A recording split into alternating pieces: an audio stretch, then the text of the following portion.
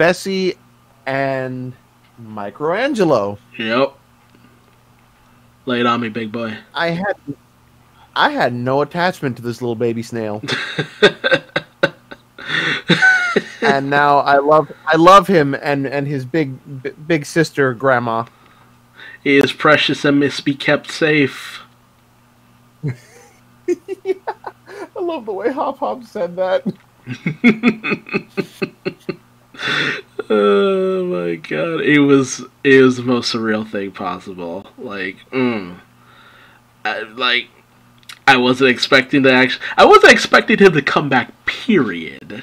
Let's just keep it like that. Like, I wasn't expecting that to become a whole thing. Like, it really just took me just so completely out of the situation. I'm like, wait a minute, what?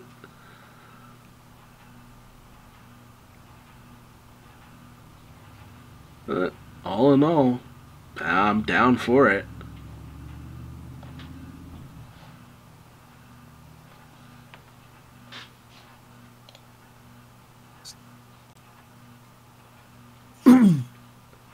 Tell me your thoughts.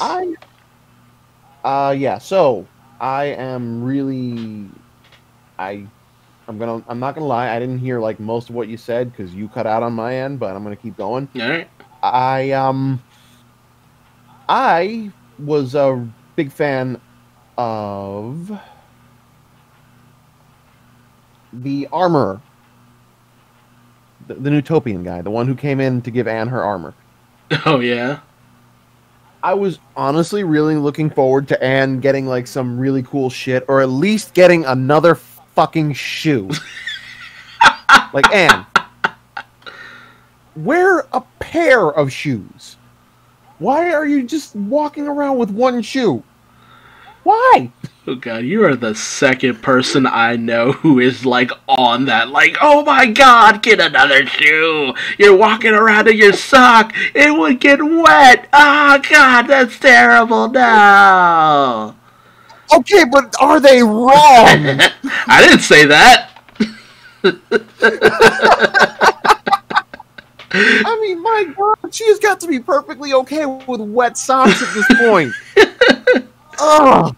I mean, it goes a little bit beyond that. Like, between the fact that she has no form of arch support, and there's also the fact that it's just like, yo, one good sharp rock and you fucked. You fucked. Exactly.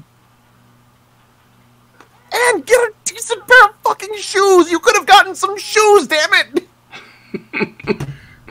Like, she's like, all this stuff is too much. Okay, all this stuff is too much. But shoes, my dude? Shoes are too much.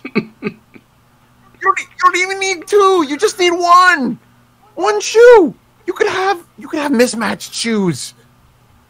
No one would give a shit. That's a perfectly acceptable style.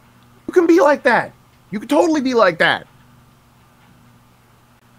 But no, she wants to stay dirty, feral child with a suit of armor. That admittedly does look kind of nice. Yeah. Oh, dude. The armor that she got, like, bruh.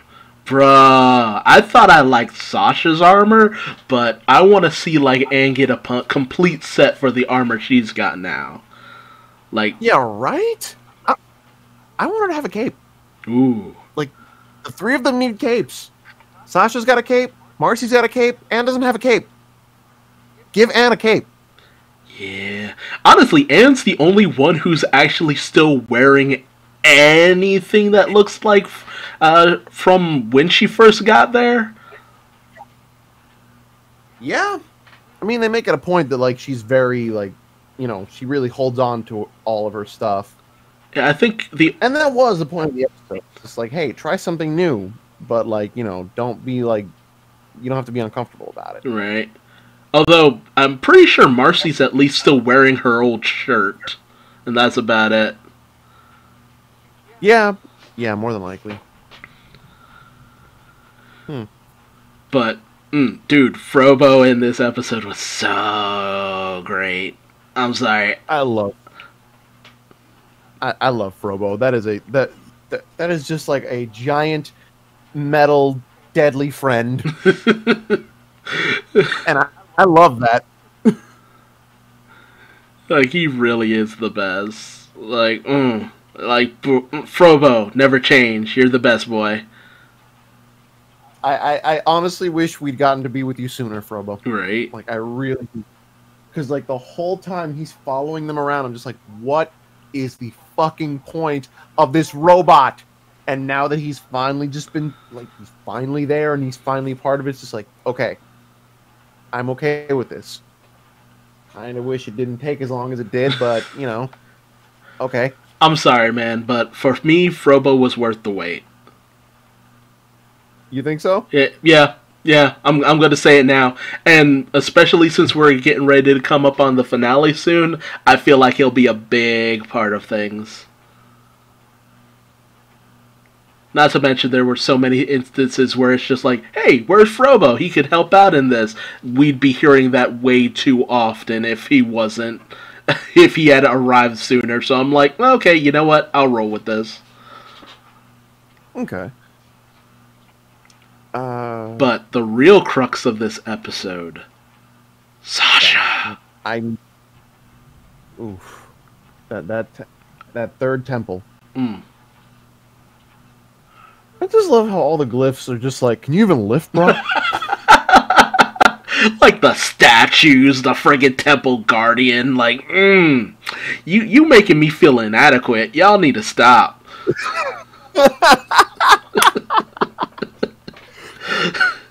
Time to hit the gym, bro. Like, get ripped, bro.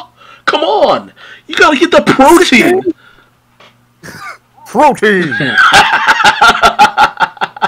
Protein. Oh my god. That was my absolute favorite character in the first season of Gretzko. Yes. I'm so disappointed that I don't see him anymore. He served his purpose. He's moved on in life.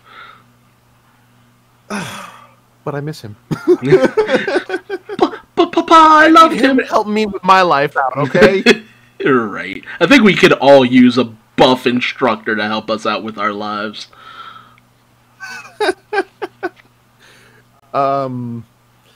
So I had a feeling something was up with Marcy. She actually had me for a bit, and then, you know, at the end of the episode when she says, "Oh yeah, it was all an act." No, it wasn't. Yeah. You and I both know it. Yeah. Don't you lie to me, Marcy. Yeah. You've gotten yourself tangled into some bullshit, and you don't know what the fuck to do. You know what this is about.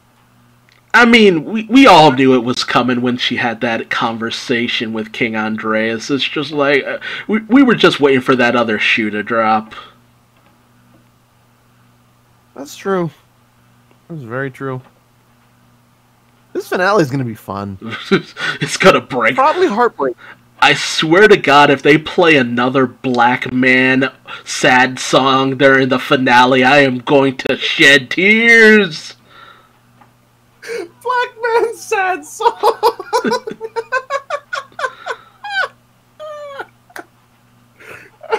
Just bust in with like Stevie Wonder. Actually, no, that would be deeply sad, especially if they pick like the perfect song for it. Oof. Don't you do it. They're gonna do it, aren't they? Oh yeah, they're gonna do it.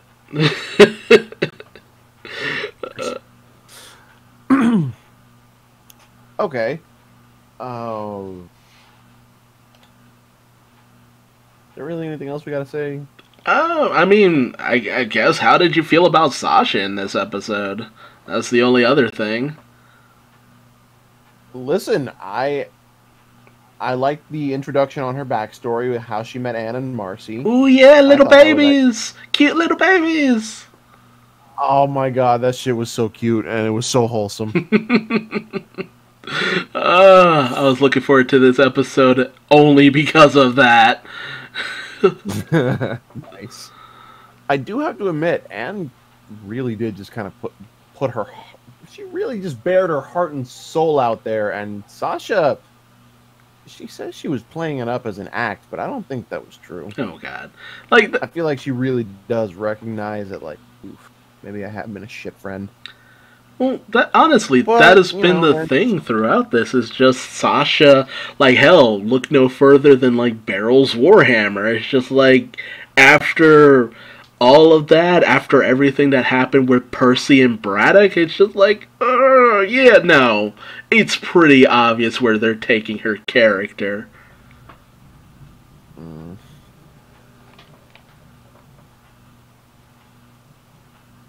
Well, it's going to be real sad to see her have to be stuck in Amphibia because she was like that. Yeah.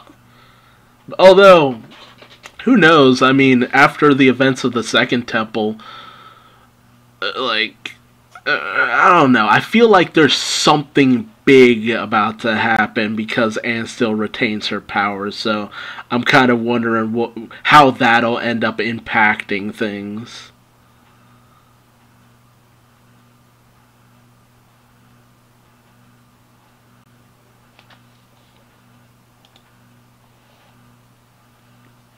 But yeah, we're pretty close to the finale at this point. So.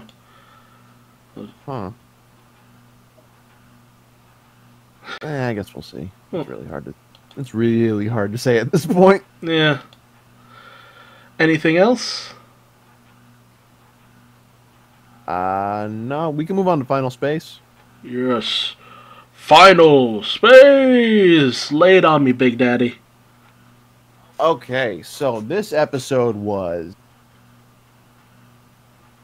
It picks up right where the last one left off. I mean, they say it throughout most of the episode. We can't keep leaving behind. And they're right. But unfortunately, they keep having to.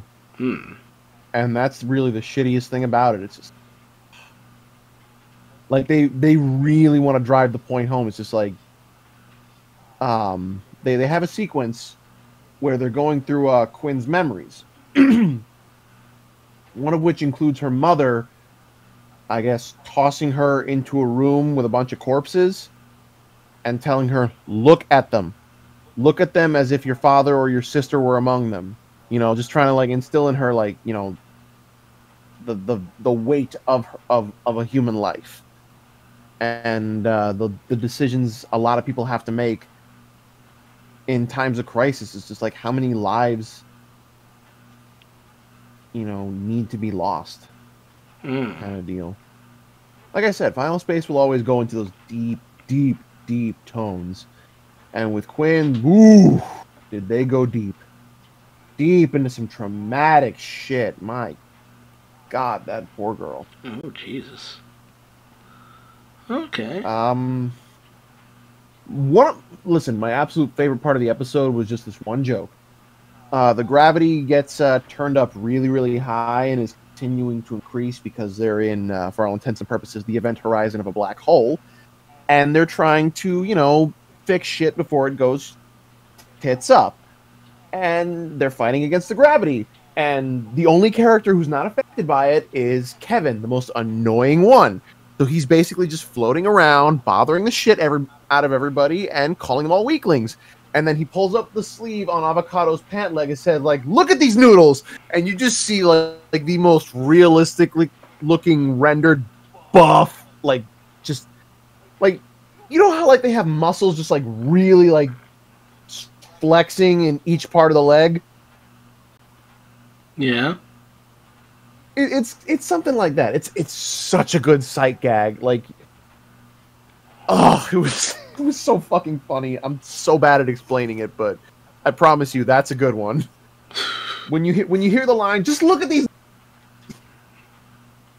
You'll know what I mean. God, that fucking gag got me something good. Was there something but, about, you know, the rest of the episode is just it's pretty straightforward for Final Space. Perilous situation, traumatic everything. There's traumatic recollection. There's traumatic events happening right now. I mean, the whole series is basically just trauma, trauma, trauma, trauma, trauma. Space travel is not as cool as we want to think it is. Okay, it's actually really fucking dangerous. Oh god. Oh god. They have made that point abundantly fucking clear. Oh jeez. Has your Star Trek turned into Aliens already? It's like Aliens and Star Wars, but also Star Trek. Because, like, the deaths in Star Wars can be pretty comedic sometimes when they really shouldn't be, but... Yes. Some people just die funny. Yeah. And in Final Space, people can die funny. Oh, jeez. There's one guy in Season 2 who, I shit you not, basically knows everything that the crew needs to know in order to get where they're going, but he will not say anything until he is stabbed and cut in various vital spots. And the last tip he has to give is just like, I want you to slice my throat. It's like, you will literally die if I do this. But they have to reason with him. We will be killing you if we do this. We do not have to do this. And he just keeps insisting on it. So it's like, okay, fine. Like, he realistically reaches the point where he gets pressured into just slitting the dude's throat because that's what he fucking wants. That's fucked. What the shit, man? Listen, okay. Let me explain. It's fucked. It is extremely fucked. But the presentation of it is so hilarious. Oh my god. That's the worst part about it. Like, you know how fucked it is. But just present it like... I don't know how to explain it. You've got to see it to understand what I mean. Oh god. That's intense. It is. Final Space is deeply fucking intense. It's just like he hits the gas pretty quick from 0 to anime. In fact, look for a real particular Easter egg in the first episode of season 2. You'll know it when you see it. I'll keep that in mind. That's all I've got to say on Final Space. Good episode. Really good episode. Funny, heartbreaking, thrilling, everything I always look for in a series. Props to Olin Rogers for making it happen. Hell yeah. Always good to see things pay off for someone.